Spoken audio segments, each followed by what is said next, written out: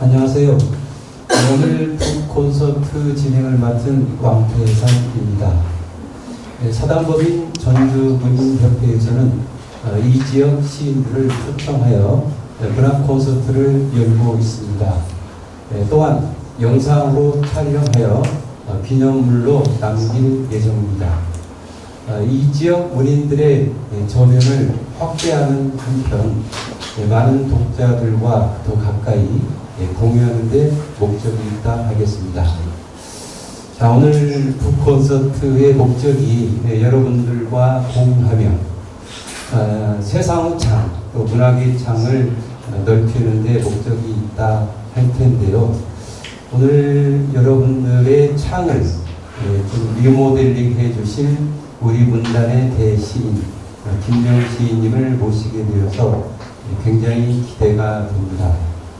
여러분들 기대가 되신가요? 네.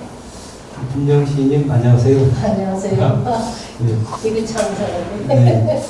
최근에 디카 산문집 파랑 한 발째를 출간하셨는데요. 다시 한번 축하드립니다. 네, 고맙습니다. 네, 지금 많은 애독자들의 찬사와 또 사랑을 받고 있는데요. 오늘 참석하신 여러분들께 인사 말씀 부탁드리겠습니다. 안녕하세요. 저는 이렇게 막 상계 방송사에서 취재하고 이러는지 모르고 간단하게 독자들하고 좀 가까이 만나는 자리인 줄 알고 편히 나왔습니다. 깜짝 놀랐어요. 잘 부탁드립니다. 이번에는 우리 시인님의 유년의 시절은 어떠했는가, 또 시인의 계기는 무엇이었던가, 그걸 한번 제가 여쭤볼 텐데요. 제가 김명 시인님을 사석에서 가까이 뵌 적이 아주 오래전 어느 시내 닭발집, 술집이었어요. 그래서 아마 문단 행사 후에 여러 언론님들 홍일점으로 계셨는데 제가 처음으로 이렇게 뵌 느낌이 해맑은 미소, 그 다음에 아주 영특한 겸손함, 그런 것들이 강한 이미지로 왔었거든요. 네, 시인님의 어떤 유년의 마당과 시인의 계기가 된 것을 한번 말씀해 주시고. 저는 미남 앞에서는 자꾸 떨리는데 너무 미남이셔가지고 대답이 제대로 될지 모르겠어요. 네, 하여튼 호박벌 아시죠? 호박벌. 호박벌은 자기 몸무게보다 날개가 훨씬 작아요.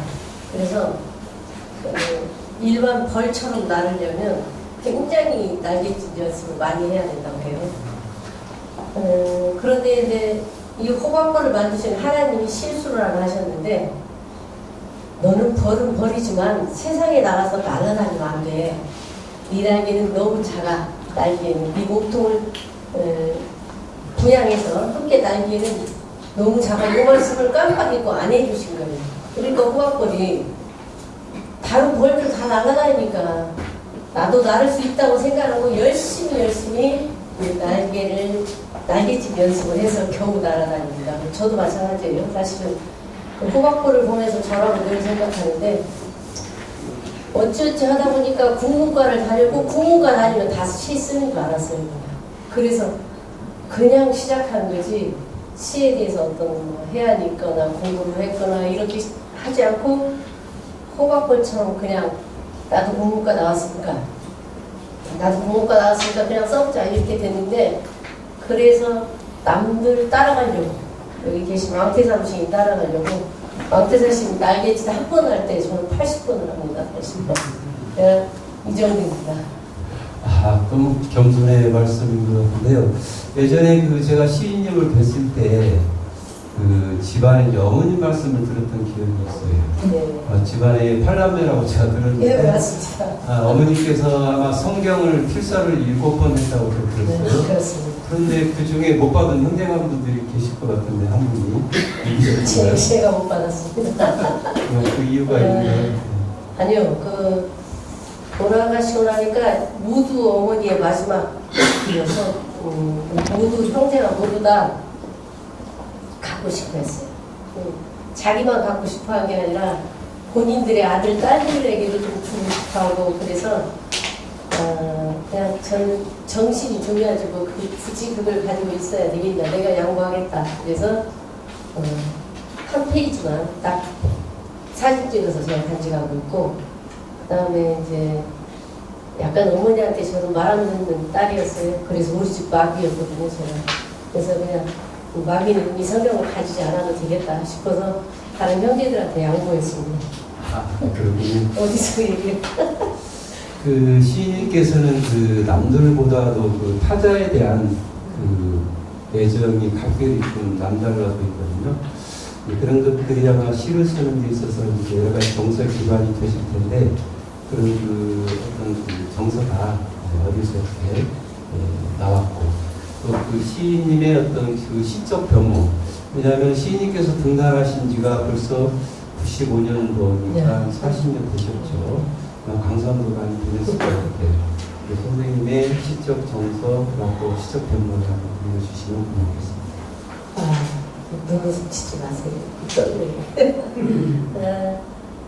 사실은 저 아까 말씀드렸다시피 호박벌처럼 그냥 썼어요. 그냥 썼는데 전북문단에 어떤 분 한 분이 저한테 그 선생 같은 시 좀 안 썼으면 좋겠다 사람들이 딱 보면 선생시다 이래요. 그래서 열심히 나름대로 쓰고 있는데 날갯짓을 열심히 하고 있는데 내 시가 어찌 선생실까? 제 시라고 지목은 안 했지만 그렇게 말하는데 제가 찔렸어요. 근데 이제 고민을 좀 하고 시를 이렇게 쓰면 안 되는 거구나. 그래서 어느 날 그 무악산 귀퉁이를 퇴근하고 이렇게 돌아서 산책을 하고 혼자 있었는데 어스름하게 이렇게 해가 질 무렵인데 엄청 큰 뭐 울음소리가 새 울음소리가 아닌 것 같은데 엄청 큰 울음소리 때문에 정말 거짓말 안 보태고 무악산이 들썩들썩 하는 거예요. 딱 하나가 오는데 뭔데 저렇게 이 골짜기 전체가 들썩거릴까? 그거 뭘까? 생전 처음 들어보는 소리인데 우리들이 가다가 나무꾼을 만났어요. 나무꾼. 그때는 이제 좀 나무 하시는 분들이 있었는데 그분에게 아저씨 저 소리가 무슨 소리예요? 이렇게 물었어요. 그랬더니 그 아저씨가 저거 도롱뇽 울음소리예요? 이러는 거예요. 살다 도롱뇽이 온다는 소리도 처음 들었어요. 처음 들어서 진짜예요? 정말로 도롱뇽 여기 살아요? 근데 조개가 많이 있대요. 그러면서 아주 친절하게 나무지게를 내려놓고 저를 따라오세요 하고 저를 데리고 산속으로 들어가더라고요. 지금 세상 같았으면 안 따르더라고요. 그때는 지금도 뭐 따라갈 만하지만 그때는 지금보다 비주얼이 훨씬 못해서 그냥 안심하고 따라갔습니다. 따라갔는데 그 조그마한 아주 손가락만한 도롱뇽 한 마리를 웅덩이에서 이렇게 건져주시더라고요. 어느 정도로 작았냐면 제가 그 참나무 잎사귀에다 올려보니까 그 참나무 잎사귀보다도 작아요. 이렇게 작은 애가 산 전체를 들었다 놨다 한다고? 이거 뭐지? 보통의 울음이 아닌데? 이렇게 집에 와서 도롱뇽 자료를 다 찾아봤어요. 찾아봤더니 도롱뇽이 알을 웅덩이 한 가운데다 낳으면 그 해는 가뭄이 된다는 거예요. 여름에. 그래서 웅덩이 물이 말라도 한가운데가 제일 늦게 마르니까 알이 깰 수 있거든요. 이 도롱뇽이 알을 나뭇가지 같은 데 붙여서 가에다가 알을 낳잖아요. 그 애는 홍수가 나고요. 그래서 물에 쓸려나가지 않도록 단단하게 붙여놓는다는 거예요. 그래서 봄에 알을 낳는 도롱뇽이 여름을 내어나는 거예요. 여름의 날씨를. 이거 재밌네, 조그만 애가. 그래 다시 자료를 계속 찾았어요. 도대체 도롱뇽이 언제 오는가? 그랬더니 자료 중에 아주 놀라운 게 도롱뇽이 중국에서는 엄청 큰 도롱뇽인데 애기만 하는 거예요. 그래서 걔가 우는 소리가 그렇게 생겼더니 이 나무꾼은 제가 볼 때는 도롱뇽 울음소리가 아니었는데 저한테 잘못 가르쳐 주신 거죠. 우리나라 도롱뇽은 그렇게 울지 않는다는 게 있어요.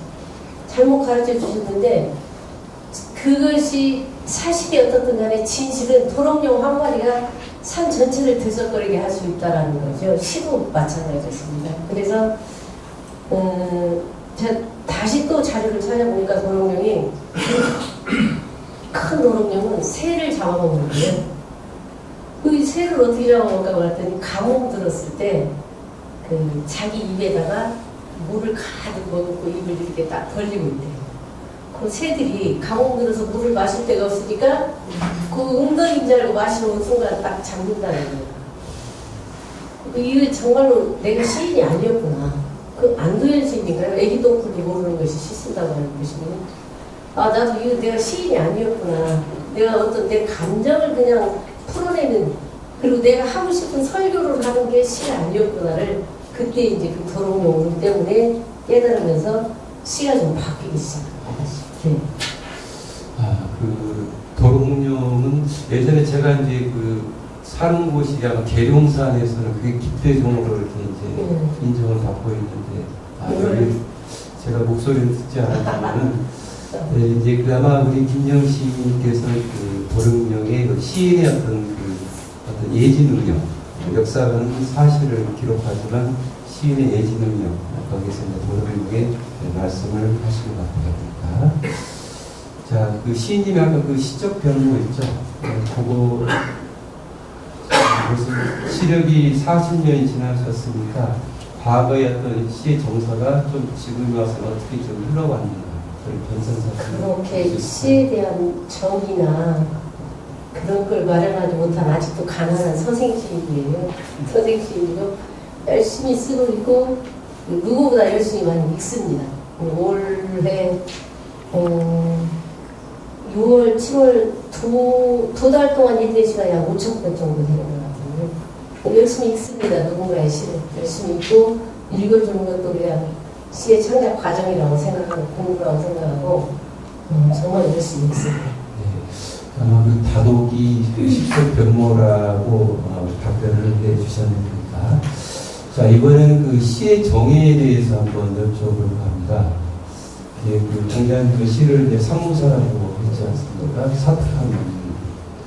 그래서 이제 많은 그 시인들도 이제 정의를 내리고 있지만, 예, 뭐 T.S. eliot 같은 경우는 시의 정의 그 자체가 오히려 역사라고 했죠. 그러나 우리 김영 시인님 같은 그 대가님이 정의한 어떤 시의 정의가 과연 무엇인가 참 궁금하거든요. 그 말씀 부탁드리겠습니다. 여기 혹시 소시 안 계세요? 소가 정확해. 어찌됐든 저는 시 자체의 정의가 시는 이거다라고 정의 자체를 안 가지고 있어요. 안 가지고 있는데 제가 좋아하는 화가 중에 한 분이 잭슨 폴록이라는 분. 그분이 이지를 캠퍼스에 놓고 캔버스를 이렇게 이지 위에 세워놓고 그림을 그리는 게 아니라 바닥에 놓고 구워요. 구워가지고 그 물감이 만들어내는 의도하지 않은 그 무늬 자체를 하나의 그림, 잘 작품으로 만들고 저 엊그제 광주에서 전시회에서 봤는데 2,000원 붙어 있는 거야. 2,000원 붙어 있는 거야. 그리고 한대는 2천만 원 너무 싸죠? 2천억인 것 같아요. 제가 숫자에 나중에 앞에가지고. 그런데 그게 그냥, 여기 세숫대 하나 뭐 이런 데다가 밖에서 해서 붙는 거예요. 그냥 돌아다니고, 여기 밑에다 따르고. 이제 인터뷰하는 영상을 쭉 보니까, 이 그림 자체가 완성품이 아니라 그리는 과정 자체가 그립니다. 그래서 저도 원래 그래서 이제 잭스폴록을 좀 좋아하게 됐는데 시를 쓰는 과정, 시를 쓰려고 생각하고 시를 쓰려고 나를 가다듬고 시를 쓰려고 아까 우리 왕씨께서 얘기한 타자를 좀 따뜻하게 좀 안아보고 따뜻하게 손잡아보고 이런 과정, 삶의 과정 자체가 시라고 생각합니다. 그렇군요.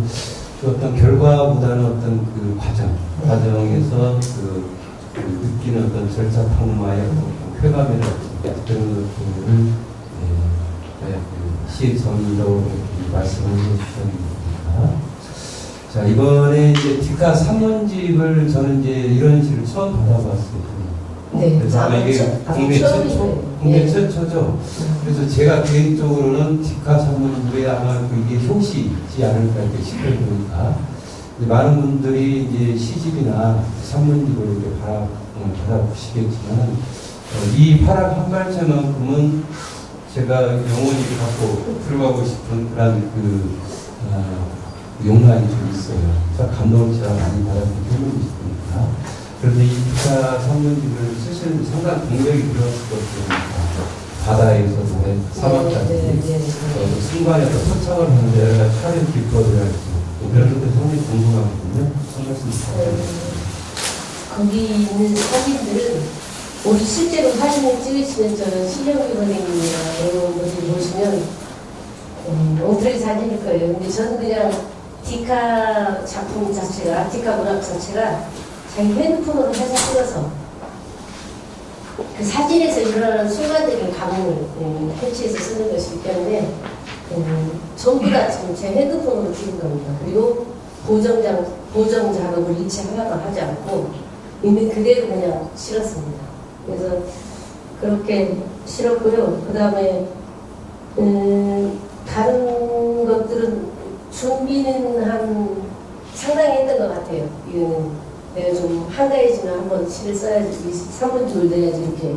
그런데 디카 산문집으로 된 이유가 사람들이 왜 시집 아니고 산문집이냐 이렇게 묻거든요. 근데 전 개인적으로 그렇게 생각해요. 산문은, 이게 소설이나 수필이나 이런 산문은 긴 문장이기 때문에 가다가다 이렇게 독자가 쉬어갈 수 있는 곳이 있어야 돼요. 쉼터 같은, 웅덩이 같은 곳이 하나씩 있어야 되는데 이 파랑 한 발체가 쭉 그냥 시로 쓰기에는 제가 너무 버겁고 그 다음에 그렇다고 해서 긴 문장으로 쓰기에도 제가 원래 말이 좀 적은 편이에요. 말을 잘 많이 하는 편이 아니어서 짧게 하는 편이어서 수필은 수필인데 짧은 수필로 한번 넣어보자. 근데 이제 이렇게 수필로 쓰는 디카 수필집 하려고 하니까 수필인들이 5줄 써놓고 수필이라고 나한테 우길 거야? 나는 몇 장을 쓰는데 막 이렇게 항의하실까봐 무서워서 제가 소심하거든요.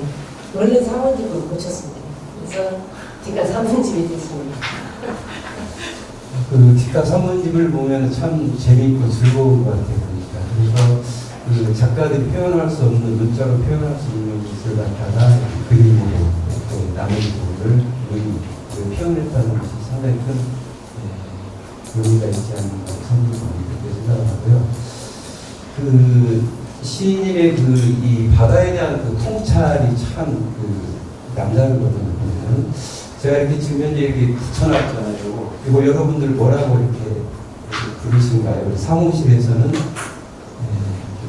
중요한 어떤 그 페이지나 그런 것을 표시하기 위해서 종이 조각으로 붙이죠. 포스트잇이라고 하고 그러시면 우리 시인님의 지금 이 산문집에는 약 80편이 있는데 그 중에 제목에 한 글자가 딱 2편이 있어요. 그 중에 하나가 찌, 이걸 찌라고 표현을 하죠. 찌. 그래서 그 찌를 제가 한번 펴보면 그림이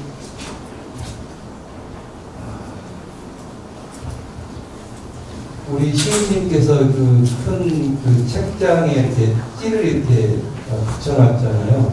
그래서 여기에서 그 바다를 끌어와요, 선생님께서. 그래서 이 붙여있는 포스트잇이 찌라고 이렇게 지금 비유를 하고 있죠. 그래서 이것이 물고기가 밑에서 잡으면은 출렁출렁 하겠죠. 그래서 찌가 많은 것을 조업하다, 명장이라 표현하시는데, 네, 그래서 바다의 통찰의 힘은 과연 어디서 났을까요? 궁금합니다. 네. 사실은 제가 이 바다에 대해서 쓰겠다고 넘어온 건 3년 정도. 물론 사진은 그 전에 많이 찍었어요. 많이 찍고 제 컴퓨터에 주제별로 쭉 사진이 정리가 되어 있는데 별로 사람한테 스트레스를 잘 안 받는 성격입니다. 마음에 소심하니까 일단 밖에 잘 안 나가는 거예요. 누군가 부딪히면 안 봅니다. 부딪히기도 뭐 해결하려고 인생에 하나 중요한 게 없기 때문에 해결하려고 안 하고 가만히 이득하니 물러나요. 이 앞전 시집에서 제가 저 스스로를 민달팽이라고 했는데 더듬이 뭐 바람만 조금 세게 나도 쏙 들어가는 거죠. 쏙 들어가서 한쪽에 그냥 있어요. 그런데 스트레스를 가장 많이 받은 데가 문단이에요. 문단. 그 각자 자기 예술인이잖아요. 자기 색깔과 자기 방향이 너무 분명하신 분들이라 직장에서는 거의 스트레스를 받아본 적이 없는데 계속 이 문단에 와서 이야기를 듣고 이 사람 저 사람 얘기를 듣다 보면 귀 속에 모래가 가득 쌓입니다. 귀 속에. 집에 와서 뭐 말 안 쳐. 웬만하면 뭐 말을 안 듣는 성격이라 말 안 하고 집에 와서 자려고 이렇게 누우면 제 침상맡에 베개 위로 모래가 막 쏟아지는 소리가 들려요. 모래. 이 사람 사이의 모래, 사람 사이에 있는 사막. 이게 왜 이렇게 사막할까? 왜 우리는 서로에게 좀 더 접착성 있게 다가가고 함께가 안 될까? 물론 저부터도 그런 사람이 아니죠. 왜냐면 도망가 버리니까. 한쪽으로 숨어 버리니까. 그러다가 이제 그 몽골이라는 곳에 가게 됐었어요. 처음에. 제가 몽골을 지금 12번 정도 간 것 같습니다. 12번. 갔는데 거기 사막에 이렇게 딱 섰는데 와 너무 좋아요. 우리나라는 그렇게 넓은 사막 없잖아요. 그렇게 높은 사막도 없고. 근데 제가 늘 모래에 대해서 생각하고 서거거리는 사막에 대해서 생각해서 그런지 너무 그 자리가 좋은 거예요. 그래서 그 사막에 대해서만 가지고 시를 쓴 게 아까 우리 이선아 선생님 소개하시다가 시집 저는 어려워서 그랬죠. 파이디아라는 시집 쓰고 나서 몽골의 사막만 가게 아니라 세계 사막을 다 갔어요. 그러고 나니까 이제 어느 정도 제가 이제 저 스스로 치유가 되고 사람들한테도 이제 그냥 이야기할 정도가 됐어요. 그랬는데 사막을 다니면서 제가 가장 많이 들은 소리가 이 사막이 원래는 바다였습니다. 어느 사막을 가도 항상 거기서 가이드가 설명할 때는 이 사막이 원래는 바다였습니다. 도대체 그 많은 부분 다 어디로 갔을까요? 우리 사이에 추론을 해야 될 그 많은 은혜들은 다 어디로 가서 우리가 이렇게 사막을 가지고 살까? 이런 걸 생각하면서 다시 바다로 돌아왔어요. 바다로 돌아와서 바다에 대해서 바다를 돌아보고 바다를 생각하고 바다 옆에서 잠을 자고 바다와 함께 밥을 먹고 이렇게 하면서 약 3년 동안을 바다를 이제 계속 돌아다닙니다. 바다를. 그렇게 해서 바다에 대한 시를 산문집을 쓰게 된 거예요. 사막을 12번이나 이렇게 다녀오셨다고 하는 거 보니까 예전에 그 시인님께서 시라는 것이 그 타클라마칸 네, 사막이라는 그렇습니다. 것이 그렇습니다. 네. 한번 들어가면 왜 그렇게 기억력이 좋으세요? 아니면 제 스토커세요? 한번 나가면 못 나오는 네. 것을 타클라마칸으로 그렇습니다. 표현했었죠. 자, 그러면 그 우리 김영 시인님의 그 탁월한 우리말 한글 솜씨 참 경이롭거든요. 아마 그 이번 기타 산문지를 보더라도 세종대왕께서 살아계신다고 하면 아마 이 산문집에 발문을 써주시지 않았을까 이런 생각이 들어요. 발문이 없거든 사실은. 발문이 있었으면 좀 더 좋지 않았을까라는 생각이 듭니다. 그러면 우리말에 대한 그 압도적인 사유 그런 것들은 어디서 이렇게 나왔는지. 제가 사실은 처음에 글을 쓴다고 시를 쓴다고 나왔을 때 천이도 교수님이 저희 이제 고등학교 스승님 인사님이셨거든요. 고등학교 때 국어 선생님이셨는데 시는 우리말 자체를 살려줘야 된다. 너무 그 한자어나 외래어나 이런 거 좀 쓰지 마라. 이렇게 말씀하셨어요. 그런데 그때도 언어의 중요성에 대해서 좀 들었지만 중학교 때 초등학교를 졸업하고 저는 영어를 A자 공부를 중학교에 들어갔어요. 들어갔는데 옆에 애들은 그걸 다 읽는 거예요, 영어책을. 근데 저는 이걸 어떻게 읽지? 들고 당황하다가 방법이 없잖아요. 그래서 영어 선생님이 읽은 대로 막 그 영어 문장 밑에다 한글로 썼어요. 써가지고 못 읽으니까 읽을지 모르니까 영어책 한 권을 통째로 했어요. 지금도 제 머릿속에 중학교 1학년 1학기 영어책이 들어있는데 하이탐 하이초디 이렇게 해서 시작하는 거예요. 그런데 통째로 했어요. 한글로 써서. 그리고는 2학년 때 되니까 문장이 길어지잖아요. 단어가 많아지고. 저는 이제 의료 능력하고 그래서 영어 선생님한테 갔어요. 선생님, 제가 아무것도 모르고 영어 공부를 하고 싶은데 어떻게 해야 됩니까? 그랬더니 그 선생님께서 세상의 모든 공부는 어휘가 80%. 어휘가 80%여서 지금부터 늦었다고 생각하지 말고 영어 단어를 외워라. 단어를. 그래서 제가 우리 학교 다닐 때는 조그마한 손바닥만한 단어장들이 있었어요.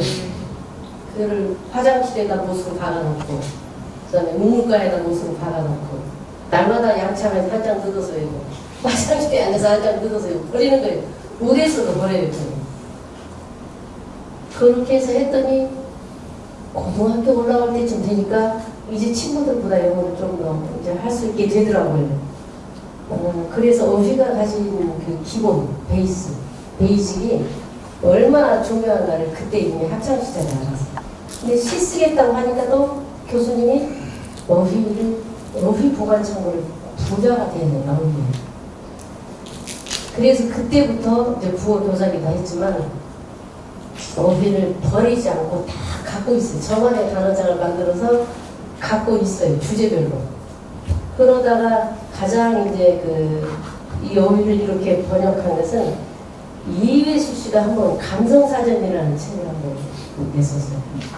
그거 읽으면서 이걸 가지고 이렇게 쓰는구나 배웠죠. 그냥 계속 남의 거 읽으면서 배워서 저도 이제 이 파랑 한발체는 파랑 삶에서 일어난 여러 크고작은 물결들이에요. 고난도 되고 기쁨도 되고 삶의 어떤 흔적들이고 발치는 전라도 말로 바작이라는 거예요. 바작, 지게 바작. 그래서 우리가 사는 데는 지게 한 바작만큼의 물결이 있다. 크고 작은 물결들이 있다. 이래서 지어놓은 책이고요. 그래서 여기다가는 어휘를 가지고 한번 써보자. 이렇게 해서 주로 제목을 우리가 잘 쓰지 않는 그러나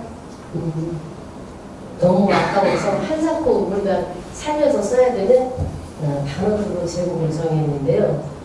그 중에 이제 보시면 문턱이라는 제목이 하나 있어요. 지금 문턱 다 없어지고 있습니다. 조금 있으면 애들이 이 문턱이라는 단어도 모를 거예요. 문설주라는 단어는 애진작이 없어져서 몰라야죠. 그런데 문턱이랑 문설주가 있는데 안 쓰는 거죠, 이제. 그래서 저희들이 그냥 이것들을 살려보자 해서 그런 단어들로 제목을 삼았습니다. 네, 그 소년 시절부터 어휘에 대한 남다른 그 애착과 그 노력이 그런 사인실론에서 그래서 이제 시인님의 어떤 여러 가지 그 표현 방법이 굉장히 그 감각적이고 세밀하다는 것을 이제 좀 알 수 있게 됐습니다. 자, 이번에는 그 디카 산문집 작품 속으로 한 편 좀 들어가 볼까 합니다. 여러분들께 유인을 나눠드렸죠. 자, 우리 트위터에서 나눠드린 총 7편의 시가 있는데요. 시간 관계상 좀 아쉽게 다른 거를 보여드립니다. 우선 파랑, 우리가 이제 제목이 파랑 한 발제니까 저는 그 제목에서 이 발제라는 것이 좀 예전에 촌스러운 농부들이 사용한 그런 말이었는데 이렇게 세련되게 다가올 수 있을까 참 놀라웠으니까 먼저 파랑이라는 산문을 한번 누가 낭독을 한번 해주시겠습니까? 사막은 수시로는 억년 전의 바다를 제 몸에 새기고 삽니다. 이번 생도 까마득한 전생의 파랑과 함께 흘러갑니다. 몸을 바꾸어 태어나도 어딘가에 물결을 간직하고 살겠지요. 바다라고 부르는 곳만 바다가 아닙니다. 출렁이는 곳은 모든 바다입니다. 그래서 모든 새는 바다에서 나오고 바다에 수납됩니다. 모든 감정은 바다를 따라 발산하고 바다에게 수렴됩니다. 네, 그 파랑이라는 이제 산문집 전문을 이제 낭독을 해주셨죠. 이제 파랑이라는 것이 첫 이미지는 바다를 생각했는데 그게 사막이더라고요. 그러니까 네. 처음에 놀랐어요. 그래서 이제 사막을 보니까 우리가 유치원의 그 생명서가 문득 떠올랐어요. 네. 시인님께서는 자기를 독한 회의를 구하지 못하는 병든 나무라고 했지요. 그런데 우리 김영 시인님은 아주 건강 검실한 나무신 것 같아요. 보니까 보니까. 그래서 저는 이 파랑이 상징하는 것이 상도가 참 많은 것 같아요. 해석을 좀 부탁드리겠습니다. 지금 유치원의 시 얘기하시는데 생명의 시, 처음 시작이라는 것인데 제가 세상에 태어나서 맨 처음 외운 시입니다. 너무 좋아가지고 사춘기 때 인생을 왜 사는가, 나는 왜 태어났는가, 이런 웃기는 질문들을 막 내 스스로하고 나를 괴롭힐 때 유치원의 생명의 서라는 시를 딱 만나서 그게 한 구절에 나의 지식이 독한 회의를 구하지 못하고 내 또한 삶의 애증을 다 짐지지 못해서 저지 지식으로도 삶의 회의를 못 구하고 애증을 짐지지 못해서 병든 나무처럼 생명이 부딪힐 때 저 모양을 알아지 않을 사망으로 나는 가죠. 거기는 한 번 뜬 백일이 불사신같이 자결하거든요. 그리고 오직 알라신이 거기서 밤마다 방황하고 고민하는 열사의 끝이라고 이렇게 유치원 스님이 써놨어요. 오, 사막에 가면 고민하고 방황하는 신도 거기서는 고민하고 방황하고 누구한테 못한 얘기를 우리 대나무 숲처럼 거기 가서 하는구나. 그 사막에 가자. 그때부터 생각하고 있었고요. 그 다음에 거기 그 마지막 구절에 하여 나란 나의 생명이라는 그 원시의 본연한 자세를 다시 배우지 못하면 나는 이 사고에서, 어느 사고에서 회한 없는 백골을 쪼리리라는 게 내가 태어났을 때 그 순수함, 원래 내가 가지고 있던 그 순수함을 다시 회복을 못하고 나는 차라리 어느 사고에서 후회 없이 그냥 죽겠다. 회한 없는 백골이 되겠다. 저의 삶을 사춘기의 삶, 그러니까 파랑 많은 사춘기의 삶을 관통한 시입니다. 그래서 이 파랑은 삶에서 일어날 수밖에 없는 모든 파동입니다. 감정, 분노, 감정에 있는 분노, 기쁨, 그리움, 사랑, 외로움, 쓸쓸함, 미움, 아까처럼 스트레스, 이런 모든 것들이 파랑이죠. 파랑. 그 디카 산문집을 이렇게 보면서 상당히 재미있고 또 신선하고 아주 그 철학적 사유가 그 통찰과 사유가 강한 그런 그 명제라고 저는 생각합니다. 오래도록 그 고전이 되어서 사랑받을 겁니다. 그리고 여기 오신 여러분들께 인사 말씀 부탁드리겠습니다. 그래, 저는 늘 터덕거리면서 그리고 늘 더듬거리면서 사는 사람입니다. 그래서 지금은 이제 작품 활동 좀 열심히 할 생각이고요. 그 다음에 모르겠어요. 시를 언제까지 쓸지는 모르겠으나 시 자체가 이번 생을 이어서 다음 생까지도 쓸 것 같아요. 우리 왕 교수님이 좀 전에 제가 시인협회 회장할 때 했던 인사말을 기억하고 계십니다. 시는 타클라막한 사막이다. 한 번 들어가면 절대로 살아서는 나올 수 없는 곳이 타클라막한입니다. 그걸 기억하고 계시는데 이렇게 붙도록 쓰고 그 다음에 다음 생에도 이어서 쓰겠습니다. 고맙습니다. 오늘 김영 시인과의 북 콘서트를 통해서 여러분들 짧은 시간이었지만 좀 문학의 창이 좀 넓어지셨는지요? 네. 네, 오늘 이제 북 콘서트를 통해서 우리는 어쩌면 우리가 의지 없이 태어난 존재이지만 오늘 북 콘서트를 통해서 끊임없이 어떤 존재의 이유를 묻고 또 세상의 지위 보편적인 바다를 항해하는 데 조금이나마 도움이 되길 바랍니다. 이상으로 김영 시인과의 북 콘서트를 마치겠습니다. 경청해 주셔서 감사드립니다.